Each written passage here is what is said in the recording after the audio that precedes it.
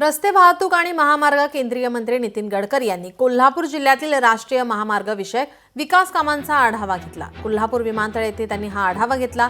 कोल्हापूर शहरातील वाहतूक प्रश्न आणि महामार्गावरील पूरस्थिती यावर आता मार्ग काढण्यासाठी शहरामध्ये फ्लायओव्हर आणि राष्ट्रीय महामार्ग बास्केट ब्रिज अशा 624 कोटी रुपयांच्या प्रस्तावित प्रकल्पाला त्यांनी तत्वतः मान्यता दिली आहे। तसेच याबाबतचे संकल्पचित्र डिझाईन तातडीने सादर करण्याचे आदेशही त्यांनी दिलेत। यावेळी खासदार धनंजय महाडिक, आमदार अमल महाडिक, आमदार अशोकराव माने, जिल्हाधिकारी अमोल येडगे, महापालिका आयुक्त के मंजुलक्ष्मी, राष्ट्रीय महामार्ग प्रकल्प संचालक संजय कदम यांच्यासह इतर विभागाचे अधिकारी उपस्थित होते।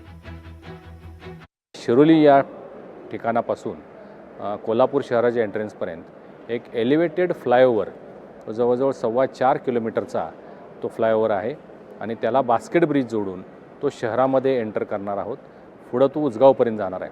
असा हा 4.25 किलोमीटरचा फ्लायओव्हर, त्याचबरोबर कागल हद्दीमध्ये कागल शहराला जाणारा जो रस्ता आहे त्या ठिकाणी 1.2 किलोमीटरचा एक फ्लायओव्हर आणि या सगळ्यासाठी लागणारं जे बजेट आहे ते साधारण 624 कोटी रुपये बजेट त्याची DPR मंजुरी साहेबांनी दिलेली आहे। लवकरच त्याचं टेंडर निघेल आणि हे काम लवकर सुरू होईल।